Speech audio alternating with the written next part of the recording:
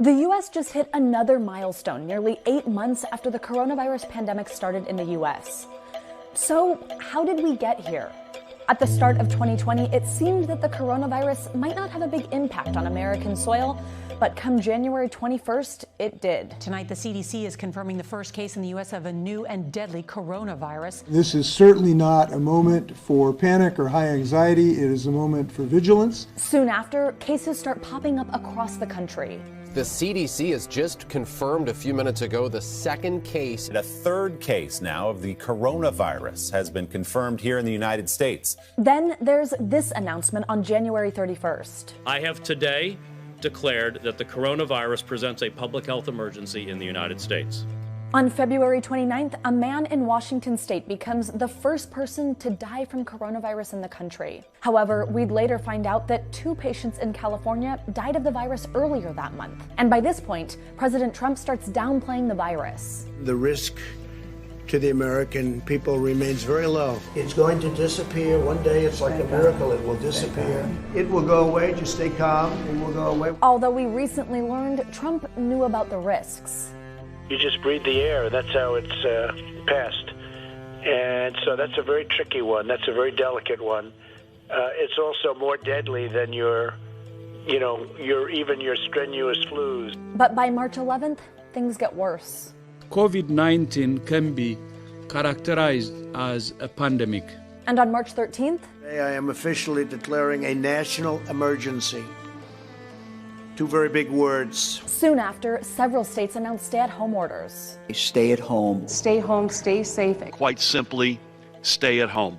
And New York becomes the global epicenter of the outbreak. In New York, you are looking at a problem that is of a totally different magnitude and dimension. By the end of March, the death toll starts increasing, and Trump changes his tone. As we're saying to 100,000, it's a horrible number. Maybe even less, but to 100,000. So we have between 100 and 200,000. We all together have done a very good job. In mid-April, COVID-19 deaths reached their peak, with more than 2,000 Americans dying a day. Meanwhile, the unemployment rate skyrockets to almost 15%, and protests against stay-at-home orders crop up across the country. As we enter May, various governors ease up on coronavirus restrictions, and although it started to look like things might be getting better, summer started and many ignored safety guidelines. We're asking continuously for you all to be outside, to enjoy your Memorial Day weekend. A few days later, the U.S. reaches this new chapter. We have now lost over 100,000 Americans. Throughout June, protests against police brutality take the nation by storm. And over the next few weeks, COVID-19 cases climb once again. But while these huge crowds left little room for social distancing, studies found the protests did not lead to a spike in infections. Though indoor events are another story. For example, Oklahoma health officials say Trump's rally in Tulsa led to a statewide surge in cases. You are so lucky I'm president. That's all I can do.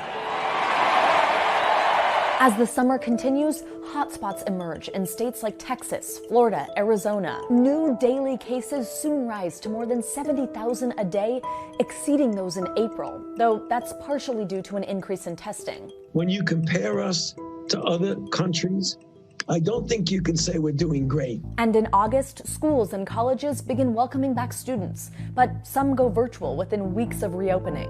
I think they're rushing it. I really do. I think they're rushing it. I think we should just step back, breathe, take a time out, rethink this thing. Heading into the fall, the U.S. sees a slow decline in cases and deaths, but new daily deaths in the U.S. continue to hover at an average of around 1,000 a day.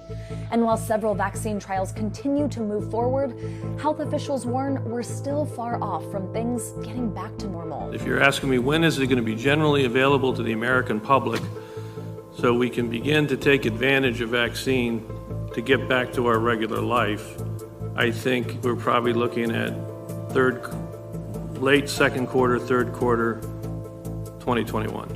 And with restrictions continuing to ease and flu season approaching, the concern of another wave in the United States still looms large.